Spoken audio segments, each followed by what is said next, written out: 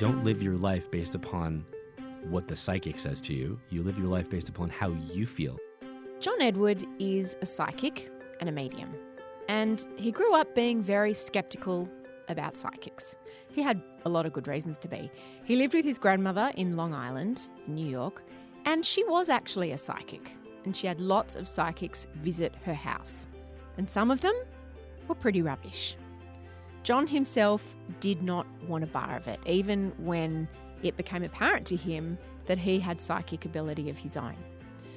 So what changed that? Well, a lot. The moment you start to defend something, you lose. From Mamma Mia, I'm Mia Friedman, and you're listening to No Filter, candid conversations with interesting people. John Edwards is a very interesting person. As I said, he's a psychic medium who over the last 3 decades has helped thousands of people communicate with loved ones who have crossed over to the other side.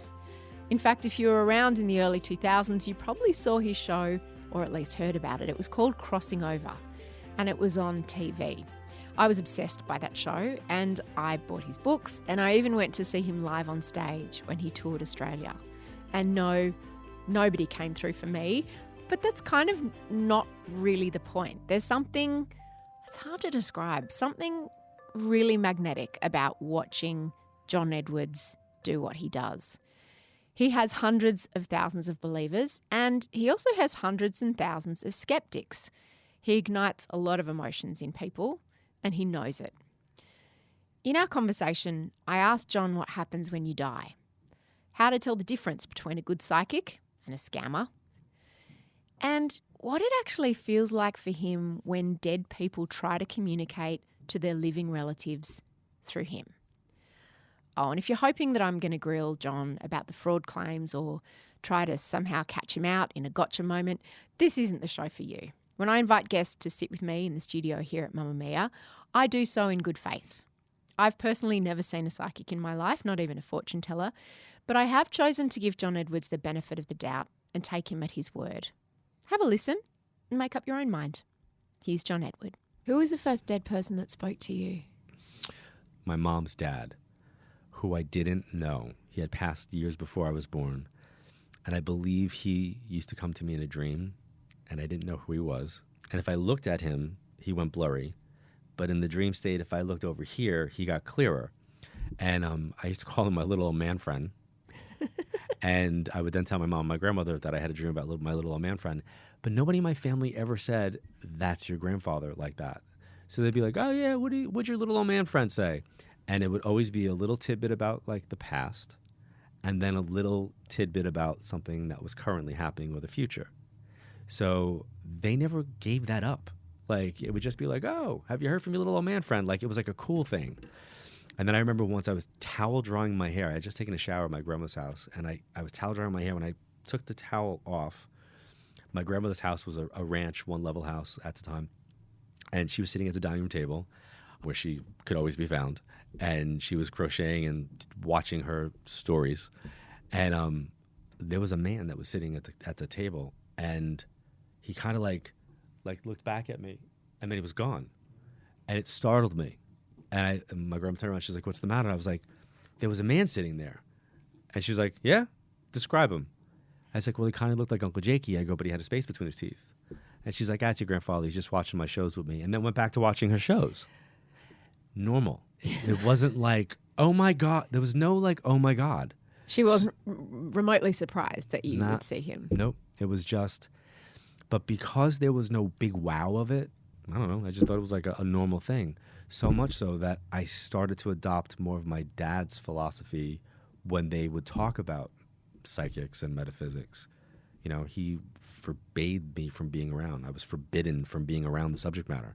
So the rule was make sure my son's not around that crap. Make sure he's not around any of that. So he was a cynic? Oh, yeah. Oh, yeah. New York City police officer and a career military guy. Like, not big on the woo-woo. Not big on the woo-woo, and 2 uniforms, and he couldn't wait till I was in one. You know what I'm saying? Like, yeah. And then I came out, the kid that like, you know, like music singing and like, you know, like arts and things that were creative, and like that was me. I was like anti-gun. Like, I had no interest in the uniform. I remember one time, it's not funny, but I had taken a flag. We had a flag, and I learned that my flag, made an amazing rocket. Yeah. And I, would roll up the flag and then I would throw it. Well, I got my ass handed to me in front of my entire mom's side of the family at a backyard barbecue because of the disrespect of the flag and what the flag represented and what it meant to people and how people had died for it.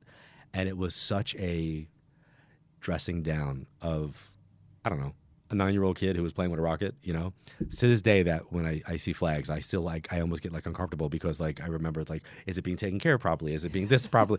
My dad, I wasn't even close to my dad, but I had that kind of philosophy about the subject matter. It wasn't something that men did. Right. It wasn't real. Your mom and your grandmother are crazy, So there was shame around it. Condescension. It was a condescending kind of you don't want to be around them with that type of stuff. So for me, even though I wasn't close to him, he was an authority figure that was now downloading that this was wrong, and by the way, not real. So mom and dad separated when I was 12 or 13 years old, moved into my grandmother's house. They had psychics come a lot, and I was imprinted upon, so I played that role. I was my dad. I was like, this is not real. That's not real. And I would debunk all the people that did the readings in the house. And I was good at it. I was a good debunker. Were some of them full of it? I think so. I absolutely think so. I think that they thought they were real. I don't believe that they were frauds. I don't think they were fraudulent. They just weren't good. That's an important distinction, isn't it? Yep. Like being a crook and a grifter Yes. and a shunkster. I don't think there was anybody that ever walked into my grandmother's house that was that. I think they were people that just were not great at what they did. You talk about yourself as a bridge or a Yep. vessel. Explain to me what the process is like for you in a reading from start to finish. So before the client, I've meditated and I've protected my energy. And How do you do that? Through meditation and prayer. So when we go down the prayer route, I like to be very clear that I was born and raised Catholic, and I don't see myself as being the religious guy. I'm the spiritual guy, meaning that I feel like I had to learn the proper religion part of my life, the formative foundation, to know that I didn't want to be a part of it.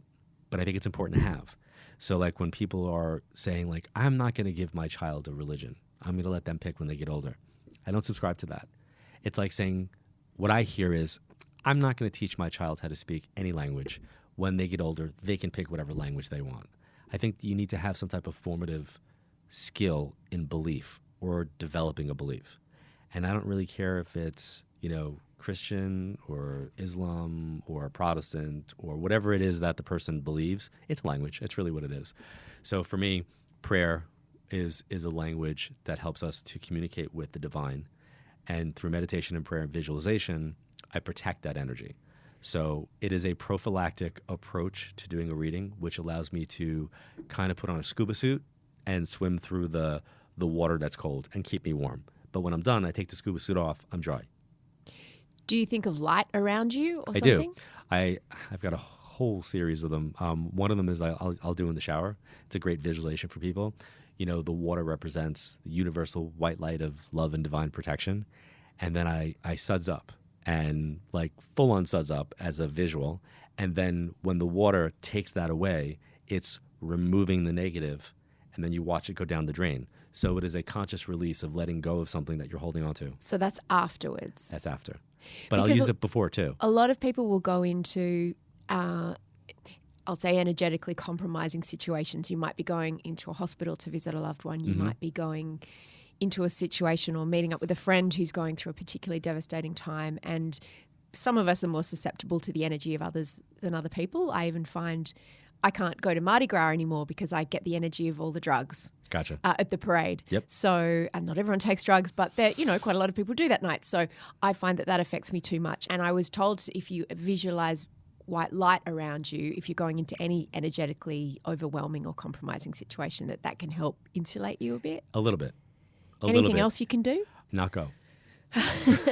Which is, you can't, I can choose not to go to places where people are taking drugs, but I can't choose not to go to visit a sick family member in hospital or be with a friend after she's experienced a miscarriage. Right. I think you have to prepare yourself, put on your, Iron Man armor or whatever it is. So visualize that almost. You literally visualize that. And then when you're done, the important part is to recognize that you have to let that go. And that's the hard part. Yep. Suds up and let it go. And the thing that I found, specifically with people who do Reiki and healing and stuff, they believe that they are protected and they go in and I feel like they're unprotected. Now, my background's in healthcare. So working in healthcare, I started off as a phlebotomist.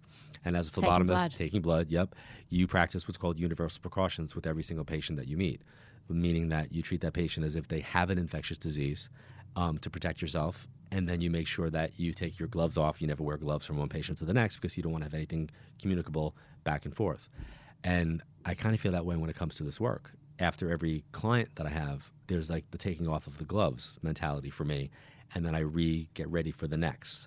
Because if you don't, then you can take on and build up a residual type of energy from your day. So you're meeting with a client and you've protected your energy. Mm-hmm. I imagine the people who come to you, please tell me otherwise, are in different stages of grief, usually? Or do happy people also come to you? Happy people also come. It's not just people that are grieving. It's people that are curious. It's people that want information about their life. It's people that are looking for help and choices and decisions, looking for understanding in the lessons that they're learning, which I love, But that's more today's standard, But in the past, it was people that wanted information about their future. Simplistically, I want to know about my past, present, my future, or I want to connect with whomever's past. But every reading I do is a combination of both, primarily. And for me, I'm looking for the nugget. Like, and when I say I'm looking for the nugget, it's not easy to get in front of me for like an appointment. It's not easy to get there. What's the process? So various ways, whether it be somebody's on a waiting list or I have an online community that's called Evolve. And every month, 5 people randomly get selected for a private reading. So I use them as an example. If they're randomly getting selected for this reading, on the date and time that reading gets scheduled, I look at that and go, okay, guys, like everybody and the client, this isn't just about past, present, and future, and this isn't just about who's going to come through. Like, that's the given. That's like saying we're going to go to a bakery and there's going to be cake, right? I want to know, at the intersection of you, me, and the universe, why? Why now? So I'm now mining through this, what's the nugget? What's the lesson? And why is this person being put in front of me? And how am I going to help them? Because there's a reason why they're sitting there. And that's like my goal. So it's like diagnostics of a different kind. Mm-hmm. Yep. It's absolutely looking for, what that is. And it's really amazing to see how for me, if I have 5 clients in a row, all 5 of those clients might be dealing with the same exact nugget. And I'll be like, what's an example of a nugget? Forgiveness after suicide. So it's a heavy day when you've got 5 separate people who have lost relatives. Now, I'm sure statistically there's got to be some weird odds there, right? But like 5 people who have lost relatives to a suicide, and that is the reason why they wanted to have a reading in the first place. And what varying degrees of lessons are they dealing with? And it's just one of those moments where you go, and I've seen this consistently over the years, where there's just so many parallels that will like take place in a reading. Going back to my psychic fair days, where I'd be like, wait a minute, I just said this. What was a psychic fair? A psychic fair? Yeah. So back in the States in New York, every Sunday from 11 to about 5:30, they would have a ballroom where about 20 or 30 psychics would be in a room sharing like an 8-foot table, one on each side, with a chair opposite them. And every 15 minutes, you would get a person come and sit in front of you, and they would hand you a ticket, and you had to do a full-on reading in 15 minutes. So it was like speed dating. Speed dating, yes. It was like speed reading. Psychic speed reading. Best training ground for me, because I had to literally get in, connect, get out, assess, and make sure they were happy. You know what I'm saying? Like, you had to give them enough information. So I had the ability to like get in and extrapolate information and then kind of talk about where they were going. Not so much mediumship. Mediumship I didn't really do that much at the psychic fair, because I almost felt like it was not the right place for it. There were people who did it, But for me, I kind of felt like it would be the equivalent of me getting up and singing opera in front of everybody in a room. Like, this is not the place for this. Like, that we have to do privately. I didn't know that you were also, it makes sense, but I know you as a medium. And I didn't think of the two things being different. I wanted you to explain to me how they are different for you inside your head, what you see, what you hear. I love that you're asking me this, because one of the things that I feel like Crossing Over did was it like blew the roof off of the subject matter, right? And made it like normal. Yeah. But there were certain things that if the me of today can go back to the me of then, I would force the show to treat all different modalities on the show. I would make sure that we talked about tarot. I would make sure we talked about astrology, because I feel like it did a great disservice to the subject matter, because then people watch that, and then when people develop their abilities, they went to the place of, oh, well, I'm a medium. And more people came out medium than psychic. More people came out medium than understanding that there's other tools that are there. So I think that was a huge disservice that the show did. If there's a downside to the show, that was it. So every medium has to be psychic first, but not every psychic is a medium. And that's where I've seen problems in the last 2 decades, where people are calling themselves mediums, but they're really psychics, and they're good. But there's a difference. So as a psychic, you use your abilities, right? And what are the abilities? Clairvoyance is an ability. Clairaudience, clairsentience. It's seeing, hearing, and feeling energy, but that's to you. Like, you have that built inside you. So like, those are your psychic senses. So clairaudience is clear hearing, clairvoyance is clear seeing, clairsentience is clear feeling, clairalience is clear smelling. So you use your clairs in order to discern information. Mm-hmm. As a psychic, you're getting that information, let's say, from your spirit guides. So they give it to you that way. It plays through your clairs, and then you interpret it in that way. You talk about what's happening now in a person's life, maybe validate some stuff for the past, and then look down what I refer to as the line of probability based upon where somebody's at, where they're going, a projection. I don't like the word prediction, because prediction makes it seem ominous, and I think we have free will. So projections can be kind of like, that's where you're going if you stay on this path. If you make a decision to go off that path, that projection is now inaccurate. Right. So a projection is about where you're at right now. Right. I have a friend who went to see a psychic and had difficult experience, which I'd love you to help me understand. She was told her partner had blonde hair and at the time, and they were going through a difficult point in their relationship, and the psychic said, I see you with a guy with dark hair and you have 2 kids. So she was like, well, is there any point in me working on my relationship with the blonde guy if that's in my future? And she was distraught about it. And I had never seen a psychic before because I'm too scared to, but I said, well, maybe they're just picking up on the energy of where your relationship's at now. Right.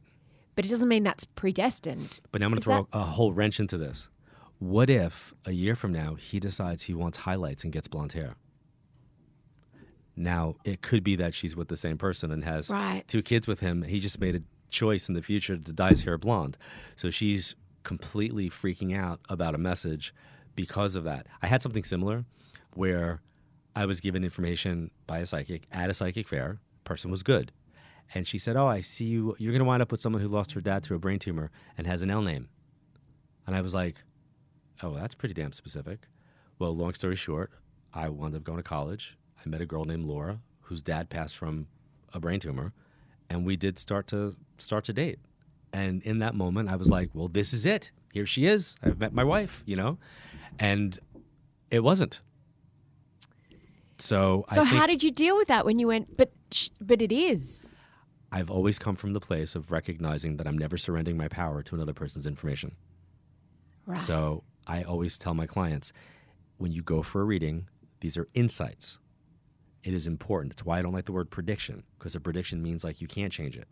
And I believe that I can misinterpret, any psychic can misinterpret, any doctor can misinterpret, right? So you don't live your life based upon what the psychic says to you. You live your life based upon how you feel.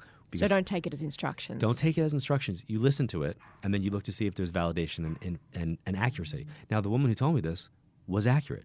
I met a woman I met a girl whose name was with an L, whose dad did pass from a brain tumor. But to me, she was accurate in the sense that I was going to date that person. It doesn't mean that I was going to stay with that person. So I think it's important to listen, but always, you're in charge of your life, and you never surrender your power to somebody else. So when you do just a psychic reading, not a medium, how does the information manifest to you? So it feels like it's coming down from above me, as if like there was a water, like a shower, and the water is coming down. So the energy feels like it's literally coming down, as opposed to a mediumship reading where it feels like the information is coming from you, from behind you. So I use the equation of, imagine if you're in the shower and you're having this, great warm shower and the water's hitting you, and then somebody opens the shower and from the garden hose outside starts shooting water at you across the room. They're holding the hose. It's coming from them. So it's two different feelings. So that's how I was able to discern the difference. And that's why if I'm in a room full of people, I could be like, nope, I'm over there. And they're like, why? Because that's where the energy is coming from. It feels like it's coming from over there. I could have 10 people over here going, that's for me. And I'm going to politely say, nope, I'm over there. Yeah, I've seen you do that. Yep. Because I imagine everyone wants the energy to be from them. Yeah, and it's really funny. And I always point that out and say to people, like, for the cynics and the skeptics in the room, if I wanted to be right, I've got like 1, 2, 3, 4, 5, 6. Here's my 10 opportunities over here where I could be right. I don't want to be right. I want to be accurate. And it's really funny to watch. Like, I'll go to the person and they'll be like, yeah, I have that, but it's not like, yeah, I don't really care. I'm like, oh, okay, but is it true? Did you have this? Yes, I do have that. So it's like, it's hilarious when that happens, and I've seen it, and you'll say something really specific and they'll be like, no. You'll be like, I see a turkey in a car, and they'll be like, oh, no. And then you'll go and you'll go and you'll go, and it's like, oh, this is awkward. Like, clearly you've got this wrong. And then they'll go, oh, yeah, there was this one time that I had a turkey in my car. So that style of reading came after I had a really difficult private client. And I said to her, I go, I have your husband here. She goes, no, you don't. I was like, okay.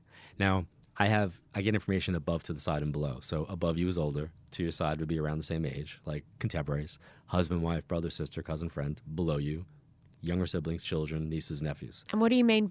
Like, So, do you see words above their I literally faces? feel it. Like, I feel like where I want to put it, right? So if I'm getting energy coming at me, I'll feel like, no, this is to your side, right? Or I'll feel like, no, this is below you. Or sometimes I'll see it in my head and they'll place it. Do all psychics feel it in the same way, or mediums feel it? Nope. Right. So that's just how it It's works just how for you. it kind of comes through for me. Yeah. And I said, so I have this male contemporary that's coming through. It's kind of like a husband. I go, he's telling me his name, gave me his name. I go, and he tell me he passed in a car accident, whatever. And she's like, no. So I said it again. We went back and forth. And finally, she slammed her hand on my desk. She goes, listen to me. She goes, that is my ex-husband you're talking about. That bastard should be dead. He's not. I have 2 grown daughters with him. If he had passed, I would know. Move on. I will never forget that, because she was like, move on. And I was like, okay. And then I remember her mom coming through, and I don't know why this stands out, but I always say this. Her mom's name was Rafaela. I remember I got her mom's name. It was Rafaela.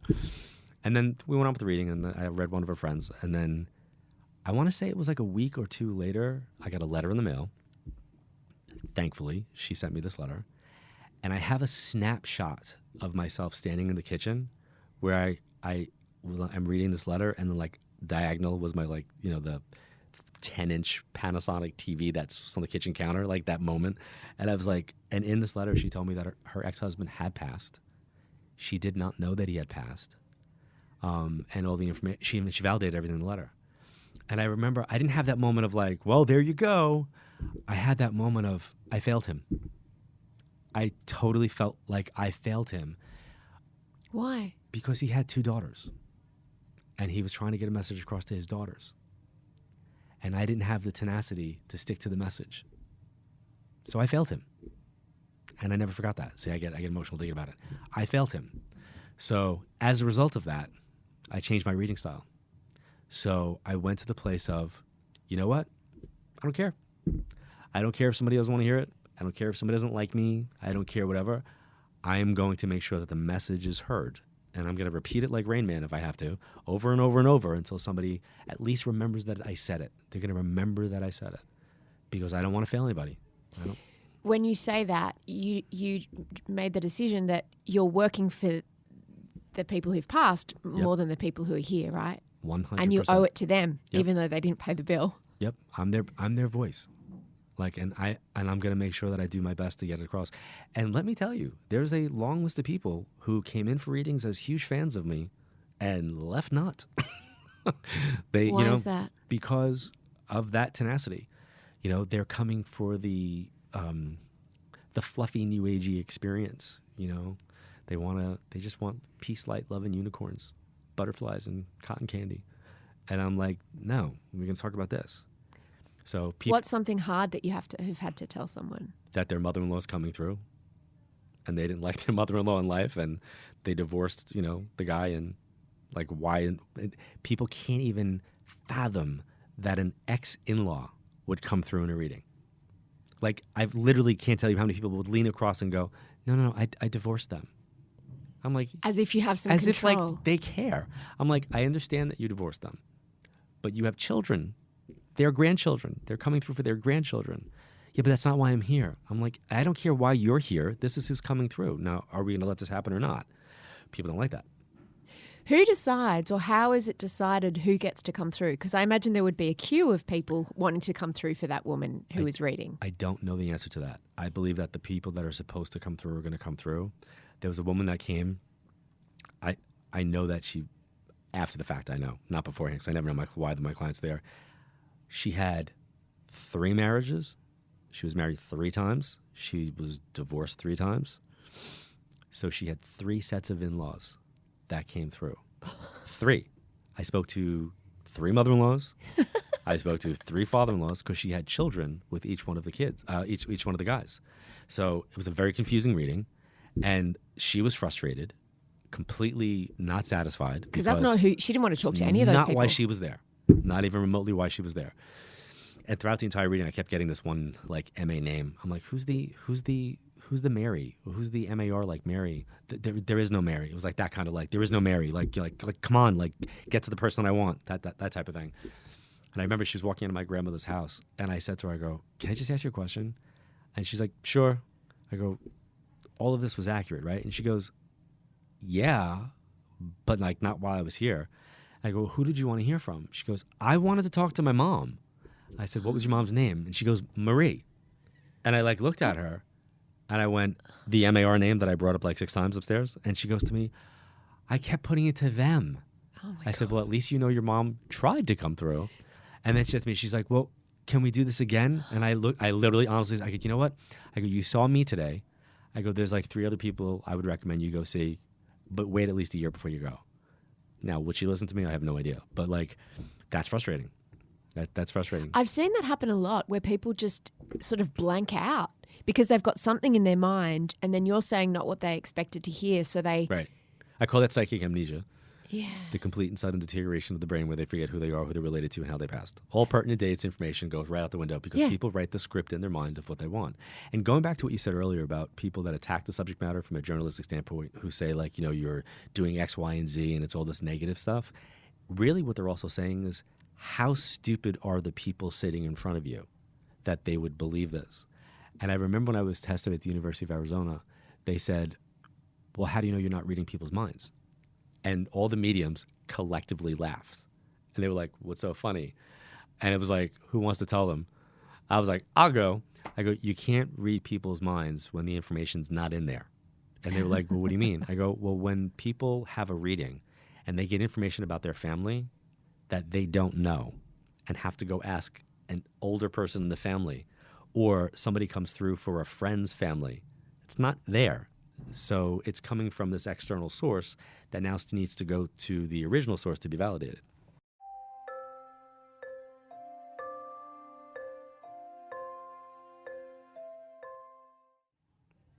I've seen you in public readings go up to someone who you're reading and whisper to them. What's an example of something that you would whisper rather than saying out loud? If I do that, it's because I know that it's private and personal, and that I don't want to, even though to me as a spiritual contract, somebody bought a ticket to be in that room. If I have the ability to discern that this is going to be maybe embarrassing, then I'm going to ask them to do that. Now, I know that if I say that out loud and they validate it, that entire room is going to be like, holy crap, oh my God, that was amazing. I don't need that. I want to make sure that I'm protecting that person's family. And sometimes it has to do maybe with the paternity of a child. Sometimes it has to do with someone's sexuality. Like there's been moments where, Sometimes it has to do with a legality where there might have been some type of theft involved. There's unique moments where that has come up. I didn't think about it in terms of sexuality. You wouldn't be outing people, would you? Yep. So how in that moment, I still don't understand how you, so say it's something, can you give me an example of what you would see? I've heard you talk about the fact that sometimes it's symbols that you have to interpret. Yes. Do you see the people that are coming through? Do they talk to you? What is it? So it's pictures, words, thoughts, feelings. It's like all of it happening. So imagine standing in the rain or in a snowstorm. It's happening all around you, right? It's just all around you. So you're in it. And not every raindrop that's falling around you hits you. So the raindrops that hit you are the ones that you're going to react to. So every time something hits you, that's what I'm actually reacting to. And then I interpret it in my frame of reference. I think I was in South Carolina or somewhere in the South a couple years ago, and I was reading for a family, and the gentleman's wife came through. And you could see that his two daughters had totally dragged this poor guy to this event. The last place on the planet he wanted to be was in the room with me. But he was there. And I wound up getting pulled to him. And when if I said to him, "Sir, this is a glass," he didn't say, "Yes, that's a glass." It was like, "Yeah." It was like that kind of like cavalier, like, "Sure, yeah, it's a glass. I'll play along," like that kind of thing. And his wife's coming through and started giving a lot of information that for me is the validating like stuff that nobody cares about, but I do. It helps me know I'm tuning in. But she kept showing me this one thing, a catfish. That's all I saw was just a singular catfish, different iterations of it. And then I saw the word catfish, but I didn't know where to put it. Now, I'm in the southern part of the United States. A catfish is not like, to me, it's like saying like, it's quintessential South for me. So I'm like, I'm not just saying that. I'm in the South. Like, I'm not just going to say catfish. So I waited till the very, very, very Why? end. I don't understand the significance. I didn't know where to put it. So she was just basically saying to me catfish, but she wasn't attaching it to something. Like, so you wouldn't just say to him, catfish, she's showing me a catfish. not normal. Not normally. Not in the, Why? because I feel like it's my job to kind of put the stuff where it goes, right? So this way somebody can't accuse me of fishing for information. Pardon the pun here, Quite right? literally. Literally. Yeah. So I didn't want to be like, what does catfish mean to you? Like, I didn't want to do that. Oh, I see, because it was too easy, because everyone would have something associated with a Correct. catfish. I understand. Right. So I waited and waited. And then finally at the end of the reading, and I say the end because it literally feels like if this is me and this is her, it feels like the energy is separating. It feels like I'm kind of being Moving away from someone. kind of like I'm getting disconnected a little bit. It feels Yeah. like it's like taking dough or cheese and you're stretching it. It feels like it's not. Yeah. That's what it feels like. So I'm like, listen, I don't know what this is, but before I lose her, I just want to be very clear. She's been trying to get me to say this. I go, catfish. And I remember the three of them, they were sitting on metal chairs and they were up against the wall and they jolted back. Like somebody put an electric rod to the chair. They like jolted back. And I was like, okay, clearly catfish has a meaning. And for him, it had a huge meaning. He had two boats, Catfish 1 and Catfish 2. It was his CB handle. It was his email address. It was his password. It was like everything connected. So they said to me, well, why wouldn't you say anything? I was like, because I didn't know where to put it. So I waited till the end and then I placed it. Now, I could have made my life a lot easier if I just would have been like, she's telling me catfish, you know what that means. Yes, and we move on. So that's my style of reading. Sometimes I get in the way of it myself. I've heard it said about suicide, it's one of the hardest types of grief to process because it's like a tangled necklace. The person who you're grieving for is also the person who took that person away. Right. And the people left behind are quite traumatized. When someone comes through, does it matter how they left the world, whether it was by their own hand, by murder, by illness? I think it does because it's part of their history. So I think everything's connected, and I think that our births and our passings and everything in between help to kind of weave a web of who we are. And the interconnectivity, going back to that nugget, right? That interconnectivity of how all of our lives intersect and mean something. So I think when someone crosses themselves over, there's a lot there for the living now to unpack, because it's kind of like a 3-generational gift that keeps on giving, because it affects the generations that are here, but it also, from watching this, it affects generations that come after the fact. But we have to look at suicide in the terms of intention. Not every single person that crosses themselves over Was it their intention to do it? And sometimes there are circumstances that are created where the person winds up leaving, but their intention was not to leave, but their actions brought it about. So what I learned is that we have to look at a person's intention, but we also have to look at when a person leaves us that way, what are the mitigating circumstances? So for example, if someone's bipolar or if someone's dealing with depression, that is an illness. So what's the difference between bipolar and depression and somebody who's dealing with a mental illness than someone who's got cancer and is passing from palliative care, right? So all of this gets weighed in. So I think the stigma of suicide is really for the person who's left behind, surviving that person, right?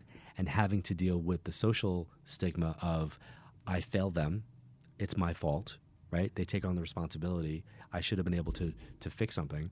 And it's probably one of the number one things that people come through with, to let people know, like, there's nothing that you could have done to stop this. Like, you could not have stopped this. And what's hard is when you have somebody who crossed themselves over successfully, who had multiple attempts that were stopped before, and they missed that one. So it's like, it shows you like they were going to do this. Not everybody who passes from a suicide will leave a note. Not everybody has a conversation with someone. It's not Hollywood, where it's like there's this big story. Sometimes it's just the spur of the moment where they do it, and they just do it. Someone that I've heard a lot of psychics talk about is Michael Hutchence, who was the lead singer of INXS. Okay. And he committed suicide in 1997, quite close from here. And I'm thinking about him because I interviewed someone this week who's made a documentary about him. And I just remember hearing from a number of psychics that he would come through to them and he had like a sort of a chaotic, frenzied energy. And I was wondering, are some people peaceful with where they are, and are some people distressed, and does the energy feel different? So before I can answer that, let me just address the first part of it, because I think there's a bigger statement there for me. I have an issue with psychics that do that, because those psychics are now making statements about a person who has a family that's attached to them. And that statement that they're making about that person whose life has passed is going to impact and ripple out to the family that are left behind. That's going to make them now feel even worse about their grief and their pain. And as a metaphysical practitioner, your job is to leave people better than you find them. Your job is to make sure people are helped. So when I hear stuff like that, I hear psychics wanting to be famous and attaching themselves to a big story. I can't tell you how many stories where I've heard where somebody famous passes and the psychic is getting images where that person's coming to them. And I'm like, really? Why you? Like, I have been doing this work for 34 years, and I never have celebrities show up in my bedroom going, you need to call my family. Ever. And I've got ties to a lot of people. You know what I'm saying? Like, I've met. You've got a lot of people in your contacts list that you can text. Just from a publicist standpoint, right? So from a publicist standpoint, I am connected to a lot of people that are all celebrity related, right? For decades. So it's like, I've never had a dead person that was famous reach out and find me so that I have to go, Whoopi Goldberg that person and like, hey, I got a message from Sam. Usually there's got to be a link or a connection. And I had an experience where a person that was known did pass. I wound up reading for their family, and private, never discussed, not public, nobody's business but the family's. And then subsequently, within like 2 weeks of that, another psychic said that soul came to them in a very dramatic way and needed to get a message to their family.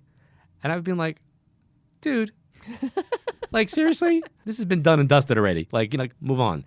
But that person, to me now, is on a fishing expedition, because now imagine if that reading didn't happen and that family did not hear from the person who had passed, and he or she now hears that message. What do? Reach out to that psychic, and now that psychic could say that they channeled that person who's passed. So be very cynical about people who say that they hear from celebrities. Because why? Why would that person? Why did 450 people on the planet, and I'm going to say this because I know that I was attached to the I'm a Celebrity show, but when Princess Diana passed, why did 450 psychics on the planet all get messages from Princess Diana? I don't believe that to be the case. I believe that when you look at someone who's famous, could you read for that person? Could you do that? Yes, but that doesn't mean that they're coming to you. It means that you're giving your opinion about that. Do you know what I'm saying? Yeah. It's like I don't do celebrity predictions when it comes to like New Year's Eve and all that kind of stuff. These people did not ask me to enter their vibration and read for them. That to me, It's I find unethical. makes me uncomfortable. You know what I'm saying? So that's part one. Now let's talk about somebody like him who passed, who might have had that. I believe that when we transition, when we leave this world, we are met by our guides, because I think we all have them. And I believe that there's a divine process of evolution when we get there. Do we know our guides? Are they people? I think we might have met them before we came in, at least one of them. I know we have a master guide that's with us from the day that we're born to the day we pass. I think some of them change as we are evolving in our lives. But are they people that we knew in the real world? I don't think they're people that we know in the real world. They might have been people that we were connected to in a different incarnation. So they're like our teachers at school, but in the spirit world. Correct. Matter of fact, when my mom passed, some of the psychics at the psychic fair were like, hey, do you hope that your mom is like one of your guides now? And I was like kind of creeped out by that. I was like, no. I'm like, not at all. And they were like, why? I'm like, I don't know. Like when I get on a plane, I look into the cockpit and I want to see somebody who's older, a little weathered, some gray hair. I want to know that this is their second career, that they have a whole military thing, that they were flying planes beforehand. Like, this is the whole thing in my head. I don't want to see somebody who's like 20 in that cockpit flying a plane where like hundreds of lives are, going to be at 35,000 feet with them. I want to be with somebody who's got experience. My mom just got there. She's that person who just got there. I don't want her giving me information about my clients' lives. I want higher than that. So I feel the same way when it comes to like the subject matter. So energy-wise, when we cross, I think we're met by people who have gone on before us, our guides. And I believe it's about understanding the life and the choices that we just made. So, yeah, I think there's a divine process and order. And I think Hollywood and sometimes people in the field who are not maybe well educated in what they do or in the field, they glamorize stuff, or they come from a place of fear, and they might make somebody feel, uncomfortable. Like, nothing irks me more than when somebody's had a reading with a psychic, not a medium, and the psychic says, oh, I'm sorry, I can't make a connection with your dad. He hasn't transitioned yet. He's stuck. I'm like, no, you just can't make that connection. So because you can't make that connection, you're blaming him and not the fact that you can't do this. Like, I've been studying astrology my entire career. I am not an astrologer. I am just a student. I don't do astrology readings. So I feel like it's important for people to be careful who they're going to and make sure that they are protective of their choices. Just because somebody's on TV doesn't make them good. Just because somebody wrote a book doesn't make them good. You can have an ability, doesn't make you ethical. So I look at all this stuff, which is why, going back to the beginning, I am tolerant of people who attack the subject matter. You're asked often what happens after we die, Mm-hmm. and you always say, I don't know. Correct. And you also say there's no heaven and hell. Correct. That you know of. Right. I think about life in the afterlife as different dimensions and levels. And I've said, like, maybe the lower levels could be considered hell or the higher levels could be considered heaven. But I think true hell is here. I think if you look at somebody who's dealing with addiction, they are in a form of being trapped in hell, right? And that's why they call it the demon of addiction. So I think hell is a consciousness and a state of being. So when someone's trapped in a abusive relationship, that could be defined as hell, right? If someone's living in a war-torn country, that could be defined as hell. If you hear what's happening in the States and you see all these people that are being put in internment camps at the border looking for a better life, but they're not allowed in for whatever the political reasons are, I think they're in a form of hell right now because it's what their experience is. So I think hell could be in the physical body as well. When something happens on a big scale globally, like September 11 or Trump being elected, do you feel an energetic kind of disturbance in the force? Yes. Which one you want to tackle first? Both. So let's do September 11 first. September 11th, my wife ran a ballroom dance school. And part of her... And you too were a ballroom dance teacher, weren't you? I did. To stay part of her world. I didn't do it what she did, but I loved it. It was great. Like, it was just a great release. But she was running a dance competition in downtown in the World Trade Center Marriott. And a high school friend called me. I couldn't hear. So I walked out of the ballroom and I walked into the foyer outside. Still couldn't hear. Chaos and crazy. So I walked into the Trade Center lobby, had my phone conversation. And I remember I hung the phone up, and all of a sudden, I just was like, I looked it was the most eerie, ominous,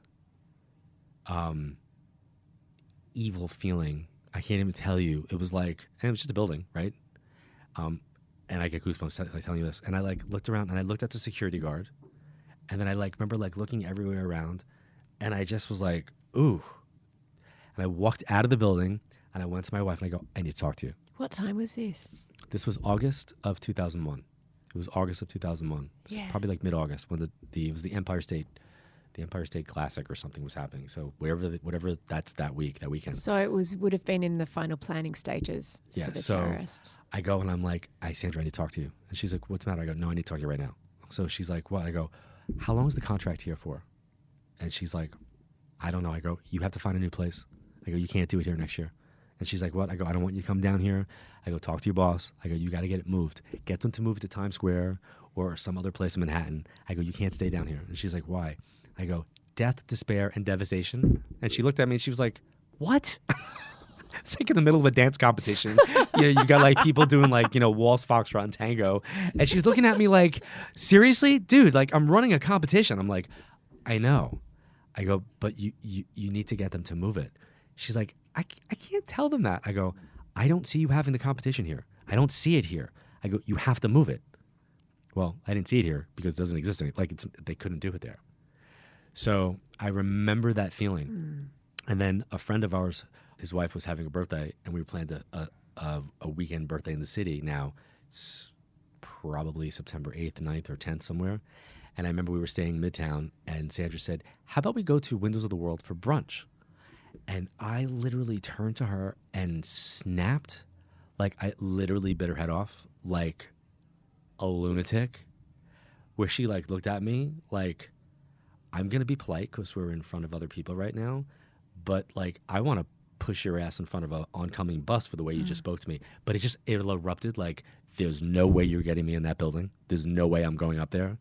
But I can't even convey to you like how it came out. It was like Dr. Jekyll, Mr. Hyde moment. It was kind of really weird. But all of that now made sense after the fact. And then I got really depressed. So when I tell you I got depressed, I got really, really, really depressed. Like to the point that Sandra said to me, I think you need to go talk to somebody. And I went, okay. She's like, you might be someone who can't handle success.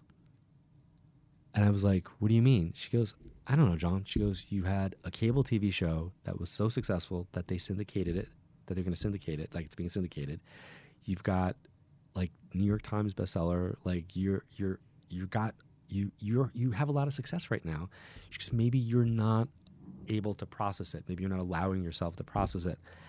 And I couldn't say no because I had no other reason for it. Now I had lost a really good colleague in June of that year. And I thought maybe I was having deferred grief.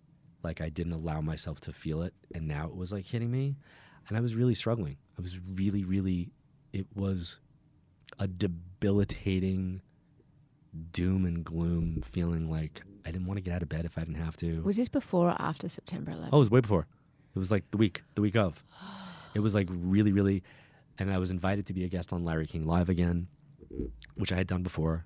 And it was a big deal. It was a big deal show back then. Like everybody watched Larry King Live. Yeah. And it's a political news show. To put psychics on was huge. And he was giving me the whole hour, like to go do it. I declined. They said, no, you have to come. I was like, I didn't want to do it. They wanted me to fly to LA. I was like, I didn't really want to fly to LA. I said, can I just do it in New York via satellite? And they were like, no, Larry wants you in studio. You have to come out. I'm pretty positive, unconfirmed. My wife called our friend who's a priest to come and talk to me, and he came out and we had a conversation. And he was like, we talked. I remember sitting outside of my back patio, and he just said, listen. He goes, it's okay, whatever you're going through. He's like, let's just talk about it. And I looked at him like, I don't know what I'm going through. I don't know what's wrong with me. I go, but something's wrong. And he goes, okay. He goes, we'll navigate it. We'll figure it out. And then I tried again to get out of Larry King. I couldn't go. So I had to fly out to LA. So my manager was flying into New York to go to the Michael Jackson concert at Madison Square Garden. And Sandra was going with her. And then the next day, September 11th, she was flying out to LA to meet up with me, and she was going to go to the Latin Grammy Awards because she wanted to meet Ricky Martin. She was hoping she would get an opportunity to see Ricky Martin, right? So it was like this whole big thing. So I was already going to be out there. It was like a perfect kind of coming together. So I get out there. I'm by myself, and I get in the car to go to Larry King. They had sent a driver, and the lady said to me, "Are you okay?" I went, "No, I'm not. I'm actually not okay." And she's like, "You don't seem like you're okay." Now, I don't know this woman. And she was able to see, like, I was in a bad spot. She goes, "Okay, honey." She's like, "What's going on?" I go, "That's just it. I don't know what's going on." She's like, "Well, I know who you are." She's like, "So you'll figure it out." She's like, "I know you'll figure it out." And then I remember we had a conversation about cake, and she got dropped off at the CNN building. I went in, and I did Larry's show, and it was a very, very different experience. It was not the normal experience. And I describe Larry King's show as a marathon. It's like if you have backyards, okay, a reading is jumping over the fence of the person's yard, swimming through their pool to get the information, getting out of the pool, jumping over the next fence, because it was like reading after reading after reading after reading. That episode was different. That episode, he talked about grief, and he talked about loss, and he talked about dealing with it.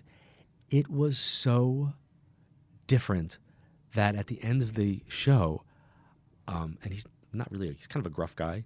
I leaned over and I was like, "Larry, thank you."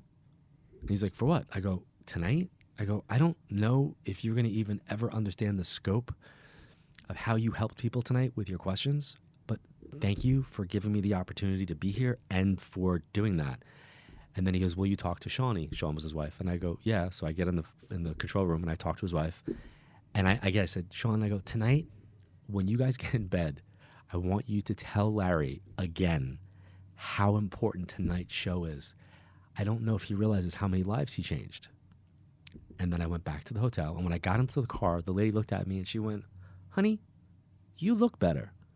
And I looked at her and I went, "I actually feel better." And then I went to the place of, oh my God, like, was I concerned about doing the show? Like, oh my God, like, is that it? Because I had done so much live radio that all the stuff I was doing now on Crossing Over was taped. So I went to the place of, oh my God, like, am I going to that place? Am I going to the place of ego that I can't do something live, that I'm afraid of how I'm going to look? Like, it's got to be, so now I'm unraveling, trying to unpack, like, what it was. And I'm like, no. And I was like, you know what? I need to sleep. I'm actually feeling good. I need to sleep. And I went to bed. And I woke up and I remember my phone was going off. And when I picked up the hotel phone, the guy said, "Mr. Edward, are you okay?" I was like, "Yeah, I'm fine." "Why?" He said, "There's a 911 call coming from your room." And I was like, no, I'm totally fine. I go, "But please check." I said, "Because if somebody's in trouble." I go, "It's not my room." And he goes, "No, sir." He goes, "There's a 911 call emanating from your room." He goes, "And if you are in trouble, just say yes and we'll have security come up there in a minute." I'm like, "No." And then I stopped and I went, "Hold on a second." Because I was in a one-bedroom like suite. I go, if I don't get back on the phone, send security up. I go, what if there was some psycho? Because I had gotten death threats at the time, as I said earlier. Yeah. I was like, what if some psycho found out where I was staying? So I got up, kind of like looking around the room, making sure like nobody was there. Windows, doors locked, the chains on it, all good. I go, "No," I said, I'm good. Thank you for checking. I go, "But please make sure you check where this is coming from." So the next morning, now my phone goes off again, and it's the guy that was the executive producer of Crossing Over. His name is Paul, and he said to me, "Turn on the TV. We're under attack. We're under attack." And I was like, kind of like in that state of like, what? He goes, he's screaming. He was on the bridge going into the city, and he's like, "We're under attack. We're under attack." And I was like, hold on. I turned the TV on, and when I turned the television on, I turned it on just in time to watch the second plane hit. And I had that moment of like, what is going on here? Because now it's like the Trade Center, I watched the buildings collapse. I'm thinking about standing in the lobby of the building that I just watched collapse. It's like all of this stuff kind of came together. And then I realized that my wife was on a plane. Yep. She was on a plane, and communications are down. And no one knew. There were planes in the air and no one knew. Nobody knew. For a few hours. And she was on a plane that we later found out was targeted. So she was on the flight that there's a story where the guys were turned away that they couldn't get on. It was her plane. So, yeah. How do you How do you Yeah. So how do you process all of that? well, that process was like wearing despair and devastation for 2 weeks leading up to that. And it was after I did the Larry King show that everything shifted for me. Like it literally, when I tell you, it literally felt But like, why did it shift then? I don't know. I just know that at that moment is when Something it actually shifted. shifted. And I'm going to tell you, there were so many people that I read coming from New York in the tri-state area that literally said to me, I still think about it, you were the last thing we watched. My husband and I, you were the last thing that, we watched this together. We had a conversation about grief. We had a conversation about the afterlife because of you. It was the last thing that we did. Specifically the 12 o'clock version, the midnight version. So the 9 p.m. version of Larry King was replayed 3 hours later. And I remember that it was the 3 o'clock, it was the 12, the midnight version. So the LA 9 p.m. And the New York 12 a.m. was the ones that people, and there was a lot, and then it made sense. I was like, oh, that's why this show was so important. I know. And then in the weeks afterwards, just exhausting. In the weeks afterwards, it was kind of crazy. Because the energy of the whole world was grieving. Yep. The weeks after were kind of crazy. I didn't lose anybody personally in that, and I remember getting a lot of condolences. Like people were like, "Are you okay? I hope you're okay." And I'm like, I'm not really understanding why I'm getting that. It wasn't like one or two. It was a lot. It was a lot of outpouring of, "I hope you're okay," because people were thinking that I was being bombarded by folks who had passed. That's right. So I know we've got to wrap up, but that was what I wanted to end on by asking you this idea that you'll walk into a room and suddenly there are all these people in your head. Can you just explain what it's like for you? I think it's really important for people to know that if you do this work for real, you have to know when to turn it on and when to turn it off. So like a surgeon, using the analogy, a surgeon is always a surgeon. They're just not always in surgery.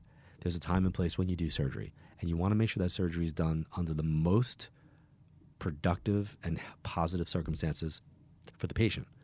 So doing surgery on a subway, not so much. Doing surgery in a supermarket, not so much. In an OR where it's sterile and people gown up a mask to make sure that Where you're you're the best prepared, positive. the environment's 100%. right. Yeah. So I think it's important, like if you're ever encountering a person that wants to read for you and you didn't ask them, I think it's important to say no, because they're not coming at you. I don't subscribe to that. I don't like seeing people who like read on you, like where they kind of like, you know what I'm saying? Like it's like they just read on you, like as if they can, like they're so into what they do and who they are. Like, of course you're going to want me to do this for you.